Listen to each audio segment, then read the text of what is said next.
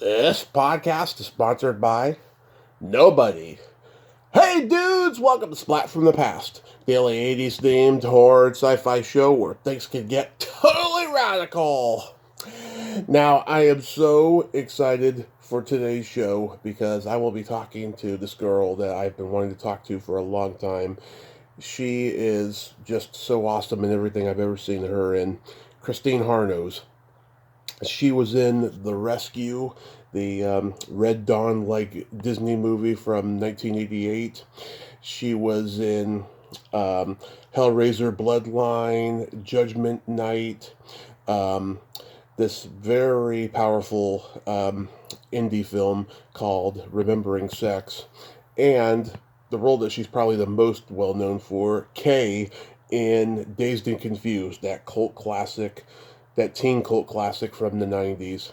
And it's going to be an honor to talk to her today. I reached out to her around this time last year, and it's been a year in the making, but it's finally going to happen today. And I can't tell you how astounded I am. I've been a fan of Christine Harnos forever. She is just so awesome in everything I see her in.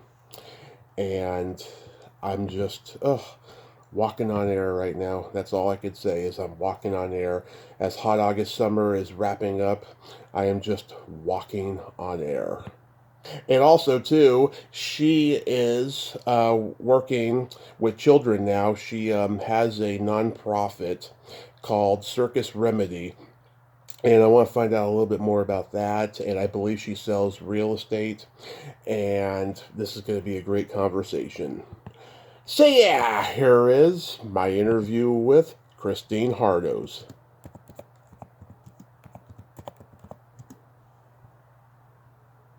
Hey Christine, welcome to the show. How are you today? Good. Thanks so much. How are you? I am just thrilled to talk to you. I've been a fan forever, and this is a real treat for me. Thank you so much for coming on today. Oh, man, of course. Thank you. So, going back in time, did you gravitate toward acting early on in your childhood? No, I didn't actually. I didn't really kind of come on my radar until I was graduated from high school. Um, yeah, it didn't really occur to me as an option. What was your original trajectory? I didn't really have one, to be honest, which is probably what led me to acting. Wow. Um, but I lived close to Manhattan, and I started during high school, I was working with a photographer as an assistant, and I was doing some modeling, and that led me to start going into Manhattan more. Mm-hmm. And it kind of just happened naturally from there because those worlds are kind of connected through commercials. Mm-hmm. And I started going out for commercials, and then, started getting sent out for, back in the day, I don't know if they still call it this, but they would call it legit stuff, I think, Uh-huh. like movies and TV. Right, right. So what got you into modeling? Well, I was working with this photographer, and in the town I lived in. I lived out on Long Island. I grew up out here. Mm-hmm. I'm back here now, which is why I say here. And his wife owned a salon. They were kind of like the big salon in our town, and so he would photograph me for their salon. Very small town stuff, but it was exciting at the time, of course, for a teenager. Yeah. You got to travel, you got to go to Japan. What was that like?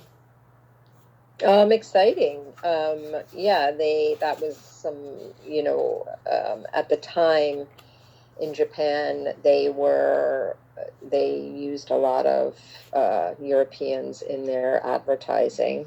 I'm sure that's changed a great deal, but back then you would only see Europeans in their advertising. And so they would come and scout in New York, all the modeling agencies in New York. And I was really green. I think I lied to them and said I had a book, which I didn't have, and just kind of lied my way in, Yeah. which I, you know, a a lot of people do at that age because we don't have any experience. So we kind of have to hustle and bluff our way a little bit. Absolutely. Yeah, it's written into the curriculum. Yeah. Yep. And, I think at that age we have this feeling of invincibility too, which helps. Oh yeah, that's a big part of tenacity. Yeah. Where are you from, Tommy, or where are you calling from? Born and raised in San Francisco, and I live in Modesto now. Oh, nice. Oh, it's beautiful there, huh? Oh yeah, yeah. Yeah. So were you modeling like runways and catalogs and all that? No, no. I was way too short, and especially at that time, they didn't really accept, it wasn't like I was gonna go on to be a super successful model, and I kind of could feel that. I was like, oh, this is going to be a tough road for me. I need to kind of figure something else out, and so I did start leaning into, doing commercials, and I had a lot of success with that, um, and then went out. I was sent out for a Disney movie. It was my first audition, and I got it. So that was very exciting. Yeah. And What kind of commercials were you doing? I did like Cherry. I think it was Cherry 7 Up and Genera. Let me see. Oh, I'm sure I did a Burger King. I'm sure I did a Kraft macaroni or Kraft cheese. Had to Yeah. fly to Italy for that. I don't know why they were shooting a Kraft American cheese commercial in Italy, but there you go. They were. Um, yeah, and back in those days, you could make a lot of money on commercials. National Oh commercials yeah. would run for at least a year, and you got paid every time they ran. Oh yeah. I heard like it was insane pay back then. Yeah, we kind of have that all kind of under wraps now. Yeah. Wow. So was it intimidating to be that young going into a major Disney production? Yeah, I was scared. I was definitely scared, and it was an ensemble. It was The Yeah. Rescue, Yeah. and have you seen it? Yeah, when Did you see it? I was 5 when the movie came out, and Oh, wow. I have vivid memories of seeing the TV previews, and every preview had that shot of you smiling so earnestly and saying, "I love it." Oh, I don't even remember that. That's funny. Oh I yeah, love it. I wonder, yeah. You had like one eyebrow raised, and the right side of your profile was visible. It's a classic moment. was it from the movie or was it me promoting the movie? No, no, it's from the movie. Oh, it was. Oh, wow. I haven't seen it in so long. Yeah, Um, yeah, and that's when movies were still playing in theaters, right? for the most part, yeah. Yeah. Yeah, no, it was exciting because it premiered, well, not premiered, but like when it got released in my town, um, everybody went, and that was really exciting and fun. But yeah, I was super scared. It shot in New Zealand, but the director was very kind and sweet, and they hired me an acting coach because I had never acted before, and I was the only girl in the ensemble. So I think Hmm. really what they did was they hired me a friend. Really, in the end, Yeah. they hired a female acting coach, and she kind of looked out for me because I was 19 at the time. This was during that period when Red Dawn was such a popular movie. Everyone had to do their own version of it. Like Iron Eagle had come out like just before this and stuff. I don't think anyone would make this kind of movie today, where teenagers are breaking their military dads out of enemy lines. Yeah, no, it wouldn't be as an exciting of a storyline. It's pretty innocent, the whole thing. Uh, yeah, I remember it was Red Dawn with what was the book? Who's that actor? Well, Who was Red Dawn with? it was Patrick Swayze, Charlie Sheen, C. Thomas Howell, Jennifer Grey, Leah Thompson. Oh, okay, I'm thinking of something else. I'm thinking of the one with Jason Gedrick. Yeah, that's Iron Eagle. Oh, okay, yeah, Yeah, and I we're around the same age. He's a little older, I think. yeah. Yeah, I know Mark Price a little bit from stand-up comedy, and he's been on the show. He's such a sweet guy. What was he like to work with? Oh, amazing. We became very close friends and would run lines together. And yeah, we became really good friends. Yeah, was I he have photos. I have photos. I'm sorry, Tommy. I have photos of okay? us with like face masks on, Yeah. running our lines. So cute at 19. Yeah, was he cracking everybody up all day? Probably. I don't remember that so much. He was just he has such a sweetheart, Mark. He really does. He does, yeah. I remember when I saw the previews too at 5 years old, I was like, it's Skippy, you know? Yeah, exactly. Oh, and I was such an avid watcher of Family Ties. Yeah, me too. I loved Family Ties. Yeah. What was Eddie Albert like? Um, everybody was super kind and they were definitely the grown-ups and everybody would hang out and play music and eat nice food together. And I don't remember Eddie in particular, but because they were older than us. You know what Yeah, I mean? yeah. I love that. So like they hung out with Charlie Hayden, Michael, and Tim. That was more of their group, and then our group was the kids. Yeah, I love that scene when Timothy Carhart, as your dad, he visits you during karate class, and it's a very high and by moment. You know, it's very real. A lot of military kids go through that. Yeah, that is a sweet scene. And he was a good dad. It's so funny in retrospect now, like thinking we were looking at them like, oh gosh, they were so old. They were probably in their 30s. Yeah. And I can't remember who my mom was, but I remember really liking her.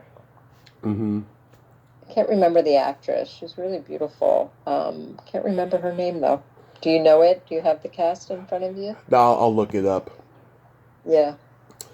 But Anyway, it was scary and it wasn't fun to see myself on film for the first time. It's like I had certain expectations and it was really like, you know, yeah, but what? scary and all of that. But I got through it and, I hmm think in retrospect, you know, I think I did a good enough job for somebody who'd never acted before in their lives.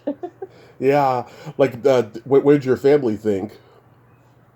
Oh, my dad was just, there's a moment, I have still my closest girlfriend who I was friends in high school came to went to it's not a premiere. I guess it was like a premiere hmm at that time of the local movie theater. And apparently my dad turned to her afterwards and said that was the best movie I had ever seen. It was exciting for everybody. I don't come from uh, creative, I come from creative people, but nobody who did it professionally. Right. I think it was kind of unexpected for them. It was Ellen Barber who played your mom.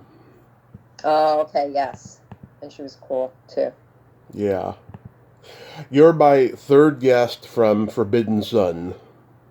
Oh, who are the other two? Samantha Mathis, I've also met her in person. And Nice. Vivica Davis, she was my 100th guest back in 2018. Cool.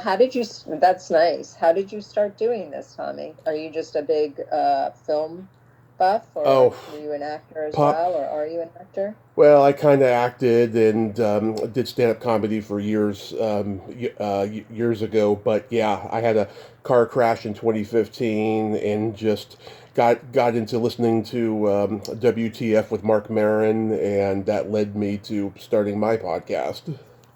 Nice. Very cool. I'm a Oh, I'm sorry huge about your car accident. Did that kind of put you out of just life in general for a while? life in general. I got sober. I just changed my whole lifestyle of going out and doing wild things and having a good time. And I've always been a pop culture nerd, and so this has just been a real blessing for me. Very cool. Yeah. And But congratulations. thank you, thank you. Yeah, Yeah. I love the feminist aspect of the movie with the girls trapping the rapists and like putting the Hmm. horsehide Viking mask on him and torturing him. It's just so great. It's so out there, right? It's Yeah. so out there. I know. We were so young at the time too. Like I think none of us had really done a whole lot of living, let alone movies. So we were kind of like, I don't think we understood really how out there it was, that we Hmm. put this bull, the bull horns on him and basically kill him. Yeah.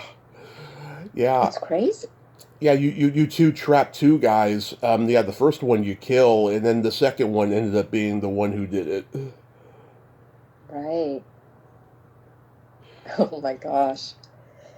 Yeah, and Zelda Barron was amazing. She was such a great lady, and Hmm. she really took good care of all of us. And what a cool thing, too. We were in Dubrovnik at the time. Yeah. Yeah, what was it like filming in Croatia? Because I'm Croatian, and whenever I find out that someone was there, I'm always curious to know because that country is pretty much wiped out of existence now. Yeah, you know, it was beautiful, first of all, nature wise. It's like you can't beat it, and I'm sure you still can't beat it. It's just called something different. Um, but yeah, there was definitely a depressed feeling. We had a lot of young women who were our doubles, who were gymnasts, actual gymnasts, and there was this feeling of like they weren't going anywhere, you know. Yeah.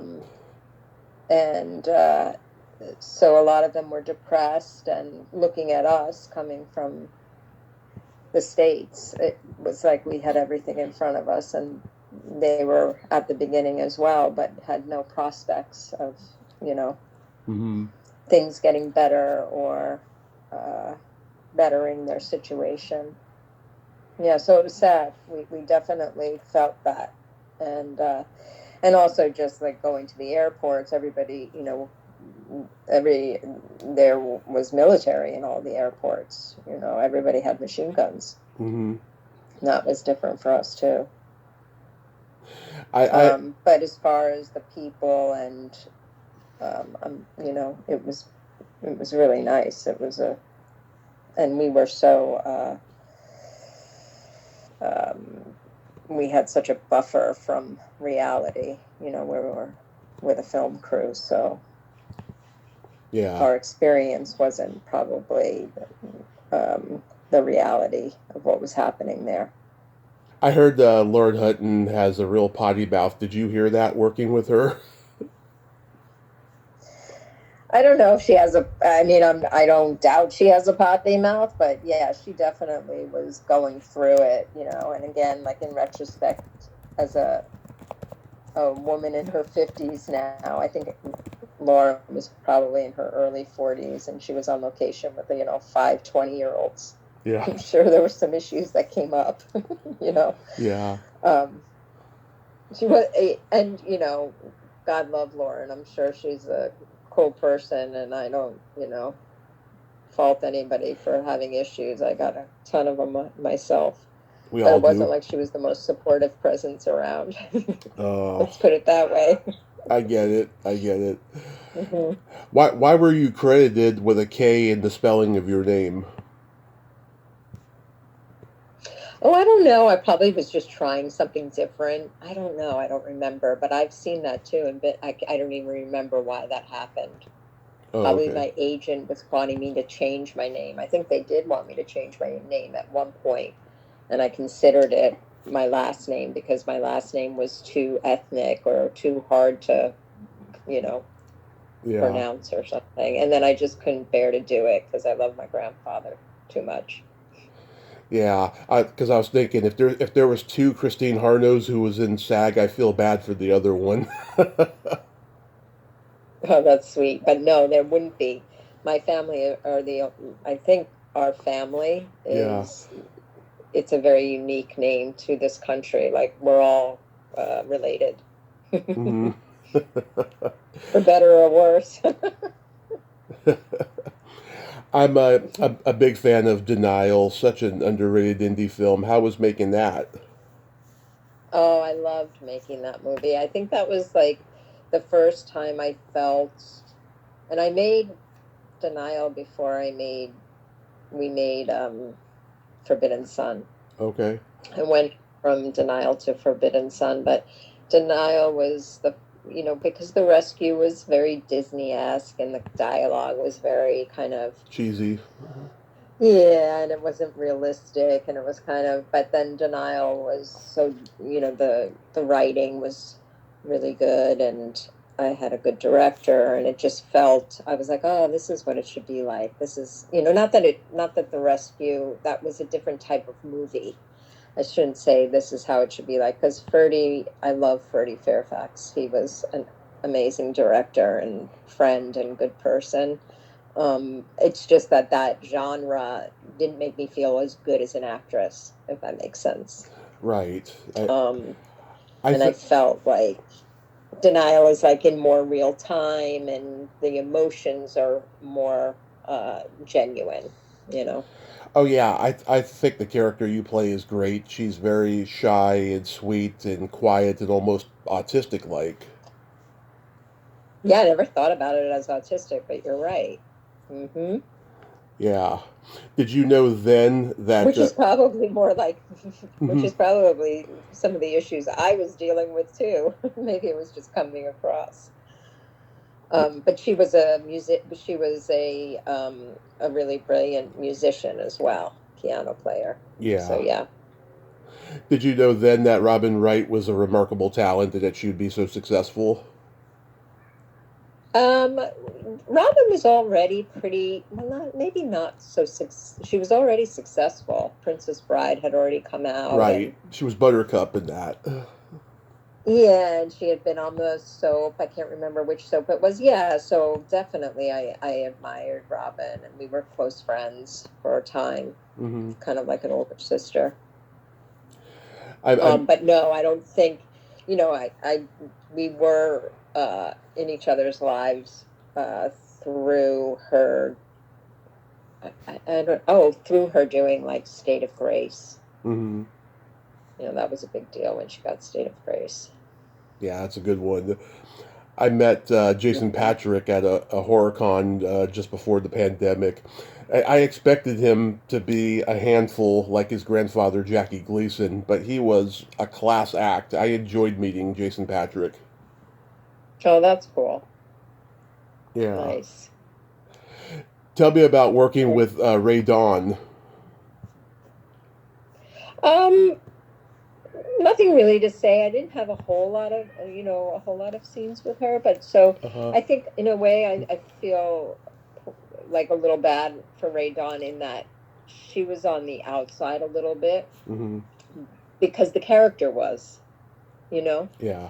And again, like as a grown up now in retrospect, I could see like the different dynamics that she probably, didn't always feel in the fold, but she was a nice person. Yeah, I had her on earlier this year. You know, she's a person who would rather talk about you than her own career, and she was very Hmm. engaging and sweet, and she doesn't bullshit. I really love talking to her. Oh, cool. That's nice to hear. Yeah, she's a cool person. The movie played at Sundance. Were you there? I didn't even know the movie played at Sundance. I don't know why I wasn't there. That's a bummer. But then again, it was so long ago, Tommy. I could have been there and I don't remember. But I don't think so. I think I would have remembered that. Yeah. So I'm sure you get asked a lot about Dazed and Confused. I discovered this movie in my early 20s. It wasn't on my radar as a kid.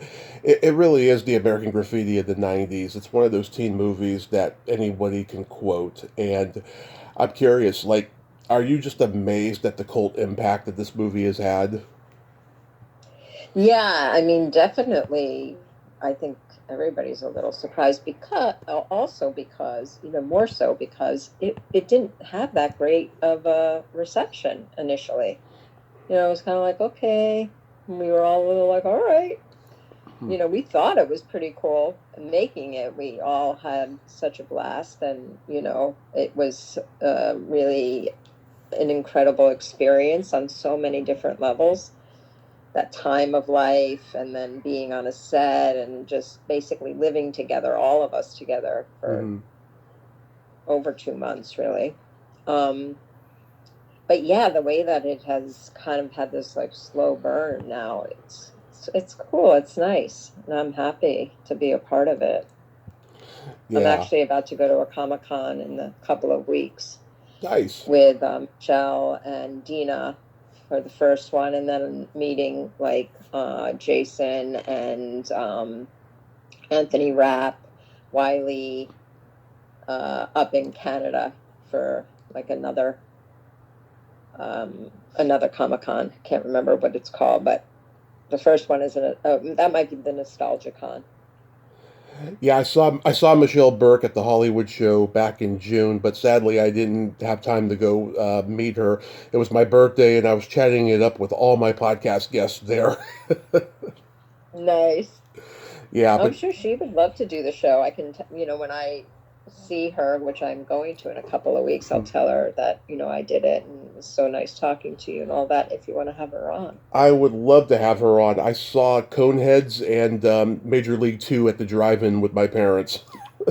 Oh, nice. Oh, what a great way to see those movies too. Oh yeah, we were a drive-in family from the time I was two. I'll tell you. Well, that's why you're doing this, huh? Yeah, Like a real love for film. you always remember your destiny in hindsight, and you don't even know it's your destiny at the time. Yep, Now I that's can cool. now I can name almost every episode of Gilligan's Island without a trace of irony, Oh my God. but not every single one. Hmm. I could probably memorize the episode guide, but not at this moment know every single episode. But I'm sure, like when you meet fans, they want you to write that line or "Let's go smoke that joint" or something. Hmm. Um, Actually, uh, people really remember the jeans too. Like I met this girl once. She's like, "I remember your jeans." I'm like, "Really? Yeah. That's what you remember?" But yeah, no, the Gilligan's Island line for sure. And why are guys such assholes? Yeah, of course. Yeah, I'm sure that's a very popular line. Hmm. And it's so funny too. Like I don't know if they covered it, but I was reading the feminine mystique, my character, Hmm. in the movie, and of course I was reading it as well because trying to do my homework and be a good actor. Just doing my due diligence. But Hmm. that was not, definitely I was cast against type. Let's put it that way. Yeah, and that's not a bad thing. I mean, sometimes it's good. Yeah, yeah. What was it And like? we were all older, obviously. Yeah, a couple people were like 17, 18, and then there's you guys who were in your 20s. Hmm. I think I was 24 at the time, and I felt so old. I was like, oh, I'm so much older than everybody. Yeah. Mm. What was it like working with Emilio Estevez on Judgment Night? Oh, he's a nice guy, Emilio. And at the time, I knew his family because Renee had worked on Forbidden Sun. Right. And so that was fun then because I had been over to her family's house and we had stayed in touch, Renee and I. And then to get to do that movie with Emilio was really cool. And it was just coincidence. There was no like Hmm. plan going on there. It just happened. Yeah. But yeah, that was kind of almost my first grown up role, right? I had a baby and a husband. Yeah, Stephen Hopkins directed. He had directed two of the worst sequels of all time: Nightmare on Elm Street 5 and Predator 2. Oh, I didn't know those were part of his resume. But he did some other really great stuff too, right? Oh yeah, I can't think of other things at the I can't moment, remember but what he it has. was. Yeah. I want to go and Google it up, but I don't want to lose you. Yeah. When you were on ER, did you work much with Ellen Crawford? Ellen, well, yeah, everybody did because Ellen was one of those characters that was always there, you know. Mm-hmm. Um, I think she was playing like well, she might have been playing a nurse. Uh, yeah, so she was always around. She's a nice person. I Very like Ellen. nice. Yeah, Hmm. I've had her and her husband Mike Genovese on, and they're very passionate about SAG-AFTRA's union and all that stuff, and they're just very good people. Cool. Yeah, that's nice to hear that they're fighting for us. You I'm were, not involved these days, but it's good to hear that, people I've worked with are. yeah. You were in the episode that Quentin Tarantino directed. How was that? It was good. Everybody was excited. It was like one of those moments where it's like, oh, Quentin Tarantino's going to be here, and everybody gets a little nervous and is excited, and um, yeah, and it was good. Yeah. Not, there's nothing I really remember. I can picture him being on the set right now, but shooting ER was always a lot of fun and a great experience. John Wells was always on the set, and they just had a great team. I was super spoiled, looking back. I think, while I was in it, I just assumed most sets were like that. That's not always the case. People who, really wanted to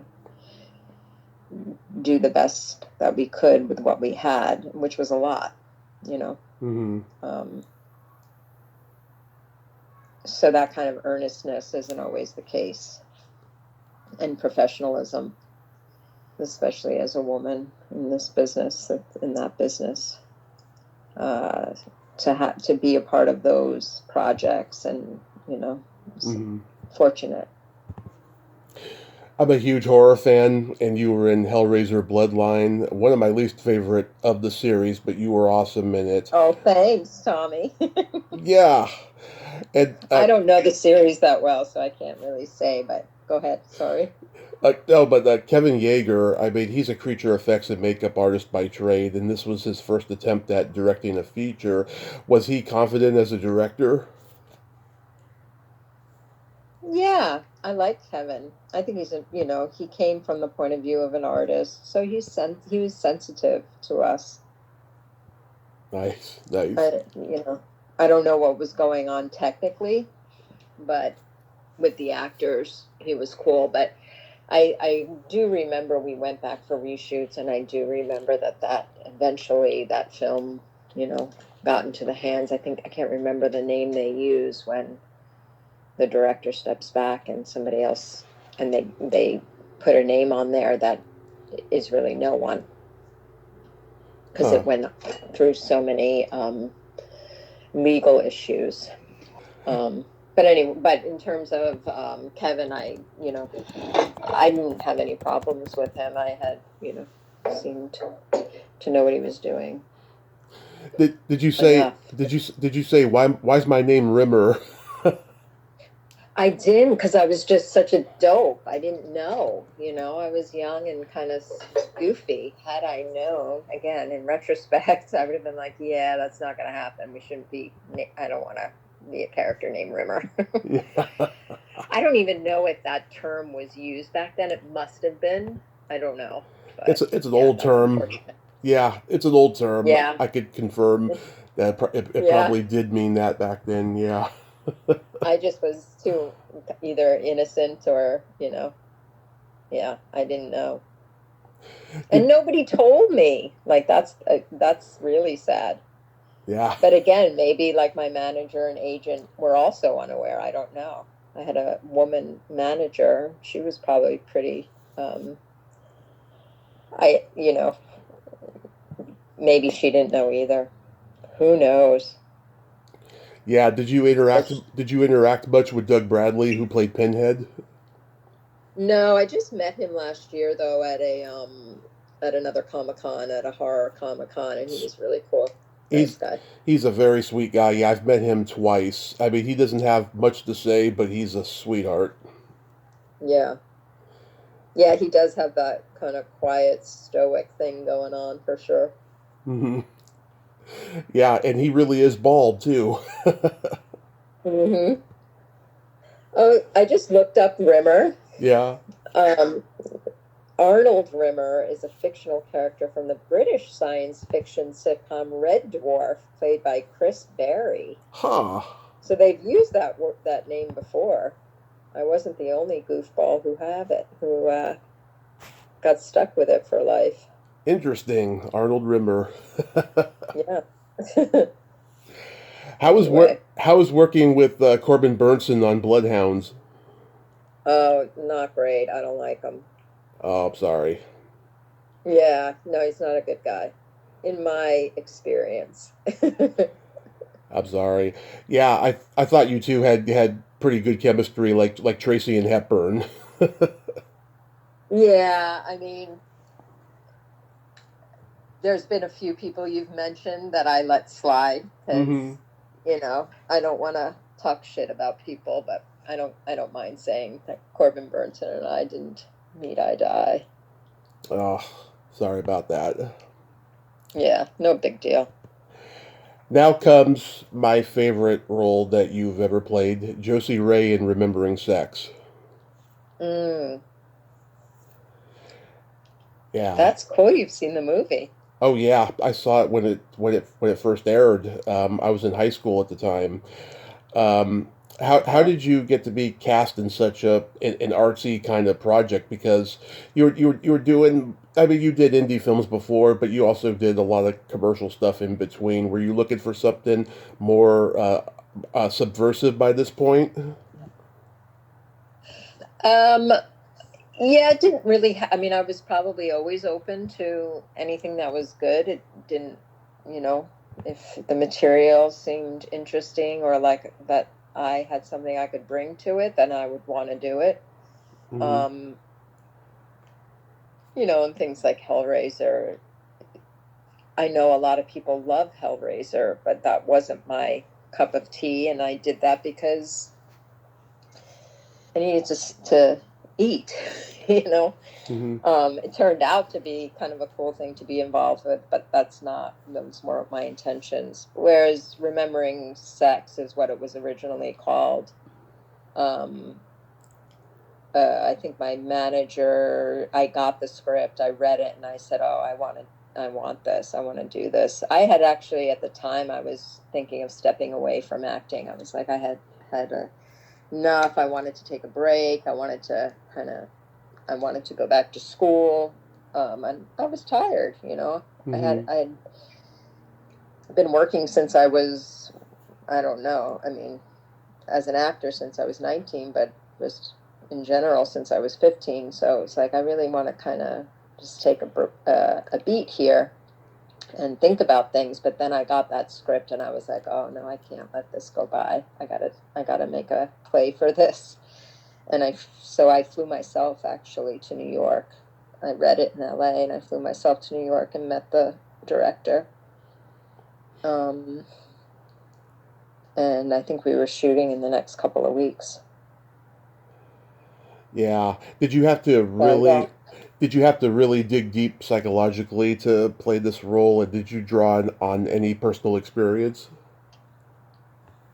yeah, I think you always do. Um, I think, what else do you have, Hmm. except your own experience? And yeah, I think there are moments you're going to get there differently, but usually it's from our own experience. And I think I also was aware that, as a woman, to be given the opportunity to carry a movie, it doesn't always happen. And to have the focus be a woman. Mm-hmm. And her story also doesn't happen. So that was kind of one of those, if I can even just do one of these in my lifetime, that's a good thing.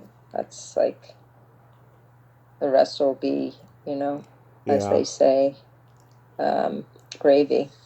And I'm glad I got to do it and express things and ideas and experiences that are important for people to be aware of, things that women go through, um, and friends and men as well. There were a lot of amazing. Garrett Dillahunt plays an amazing character in that movie. Yeah, there was And there was the commentary on the AIDS epidemic at the time. yep, yeah, really, yeah, it was a good story. Great, great script, and everybody again was really earnest about saying something and uh, bringing a story to life that could help people. And I think, when we first started taking it around to festivals, that was the response. People would come up to us afterwards in tears and just say, "That's me, that's my life." Men too. Yeah, yeah. So I think it touched people, and that's, Yeah, for me, that's really the only point of it all. yeah. I watched the Make people movie. feel less alone. Yeah, I watched the movie Yeah. with the DVD commentary, and Julie Lynch said that you guys broke the window behind you during the stand up sexual intercourse part. Oh, I don't even remember that, but maybe. Yeah, like cracked the window, got a little too enthusiastic. Oh, that was with I can't remember the actor's name. He's a good guy. He's a good New York actor. Hmm. Um, but yeah, I would say to panels, yeah, I always refer to this movie as uh, naked and crying. And yeah, there were some issues too. Unfortunately, I one of the reasons that movie didn't get a wider release is because uh, the first cut I was really proud of. The second cut, they put nudity in that was out of my contract. Wow. Wasn't within the guidelines of my contract. So it became, an issue. And I went to SAG and I fought it. That's why the movie, kind of put the movie, it stopped the movie. And they had to recut it. But for me, it was important that if you're making a movie about a woman who's being exploited and raped, you don't go exploit her and rape her. Yeah, God, that's awful. Yeah. I love the comedy club scene where you're watching Brooke Smith do stand up and Jeff Ross is the MC. Nobody knew who he was yet at that time. Oh, I don't remember that. I didn't know who he. Still don't know who he is. They call him the roast master general because he's usually the host of all the Comedy Central roasts and like all the celebrity roasts in general, and he's just the way he can roast people is just he's just really good the way he can construct jokes. Nice. Yeah, and Brooke did amazing because that's not easy to do. No, I mean usually To play a stand up. when You an would know best, right? yeah, when an actor plays a stand-up, like it's usually a disaster, and so many stand-up comedians are usually pretty critical of it. I'm sure if they saw her in this though, they would probably approve because she did a really good job with it. Yeah, I agree. I agree. She had the right tone,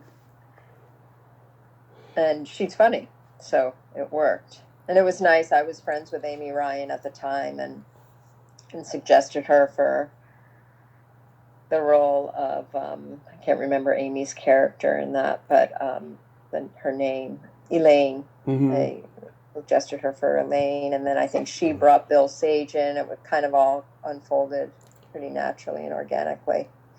was an amazing experience, and it really like broke my heart that in the end there were choices made that were were Yeah. not just disrespectful, but not a part of a contract, and that's pretty serious stuff. Yeah.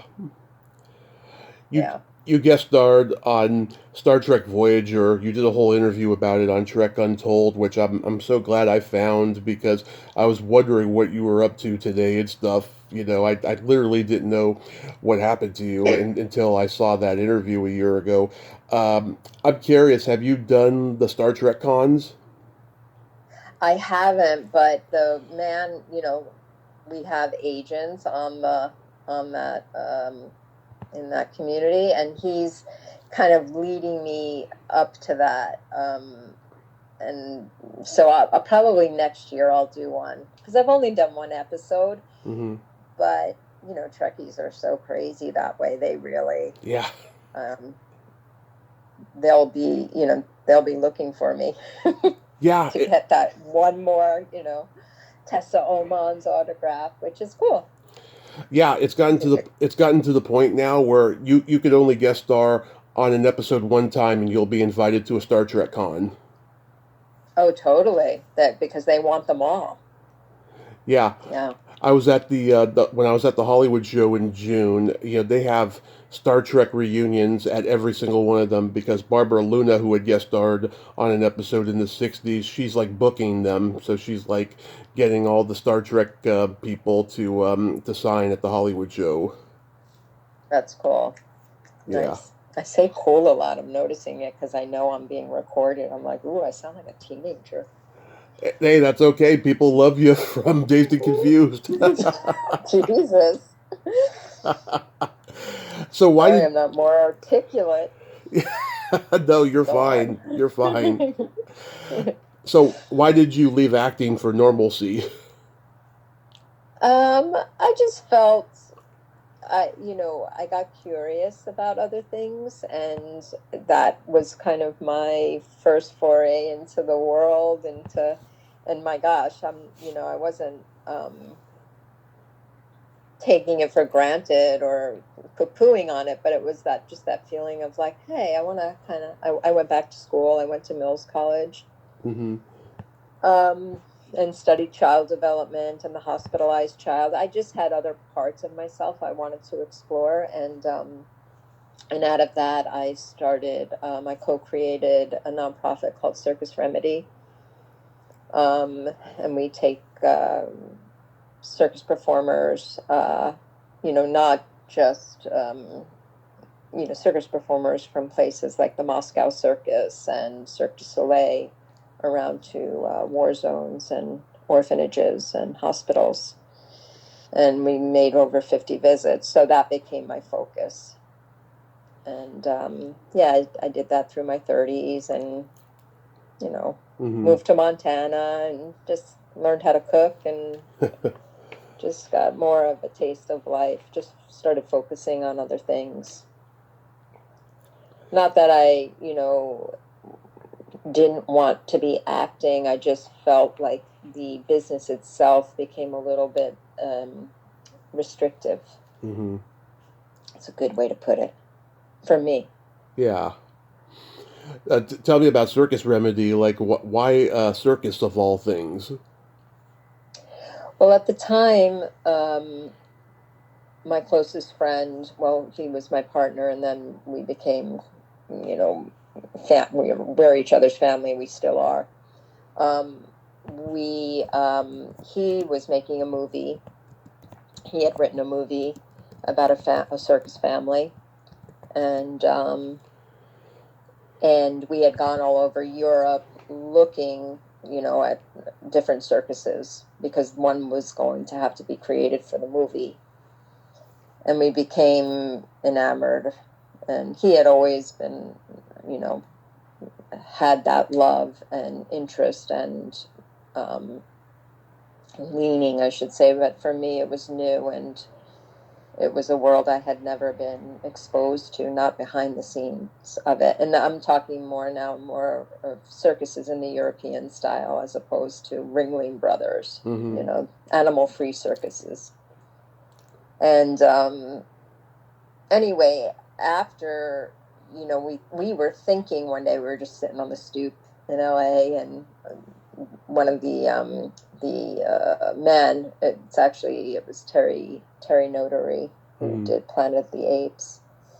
He was a part of co-creating it in the beginning, and he was helping on Anthony's movie as well. Do all the performing, choreographing. And we were just saying, like, oh, it's going to be so sad, right? We'll have created a circus, we'll have, gotten all of this knowledge and met all of these people, and then the movie's going to be done. And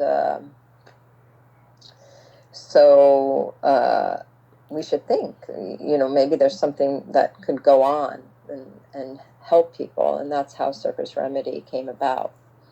It was a way to, reach kids who were in need and inspire them and remind them that, there's magic in the world, and you're not alone. Wow, I wish there was something like that I wish there was something like that when I was a kid. My mom told me she took me to the circus when I was 3, and it scared me just with the loud noises, and there was I don't know, there was like loud explosions going off and stuff on stage, and the clowns were kind of scary to me, and like she never took me to the circus again after that. But I've always had respect for the circus and the traditions of it, from watching The Greatest Show on Earth and lots of circus movies. Yeah, and I think, if you're ever over in Europe, try to see a circus, in that part of the world, because they're different. It's a different feeling, and things aren't as choreographed, or they don't use animals, and it's just more of like the magic of human beings being together, and what that can convey, and bringing people into that feeling that we're all in this together, and what do you got to show me? You got anything you can show me? That kind of feeling, which kids, I think, in those moments, they're so at home with magic when it's presented to them. I think they come alive, and I got to see that going around with Circus Remedy and some of the performers. I was the director of Circus Remedy, so I would go on the trips, and kids are just incredible. It amazed me, changed my life. Yeah. Especially kids who are dealing with, hardship, and that they are still able to be in the moment and be kids, and taught me a lot. So you started in 2006. So has business gotten better? You've gotten a lot of kids that you help each year?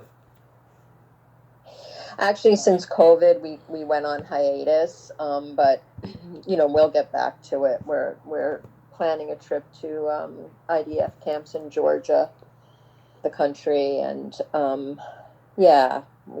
we will probably go and revisit places we've gone to. We went to Kerala, we've gone to Tanzania, and we'll go back to those places. We still have those connections. Nice. We actually did a trip where we were teaching circus arts along with another organization to Palestinian and Israeli kids together. And that was really meaningful back in the day, and becomes even more so now. And you also sell real estate? No, I got out of it. It was a little, I Oh. don't want to be snobby, but There was like no there with anybody's integrity. I was like, this is pretty. It was a little, again, not to sound like a snob, but I'm going to. Yeah. Yeah, It just wasn't my cup of tea. It was like, I could do this and I could, but it's also right now, the market was so dead, and it was such mhm, a hard time to get into it. yeah, But, like in life, we go from one thing and sometimes it's not the thing that we end up doing, but it gets us through a time or gives us hope for something, but it really wasn't for me. yeah. I've talked to a lot of actresses that got into real estate. It's like it's one of those jobs that you do after acting. It's just another extension of acting, really. I've talked to actors that have become life coaches. That's another extension of acting because they don't have other skills. And I know it's a very limited skill set. right, I'm like, in the end, it really is what I was best at. I'm like, okay. yeah, it's But, it's weird. and what I love doing, it's also that. It's not just what I was best at, it's that I love doing it. And probably it was the most natural thing for me. But yeah, Yeah.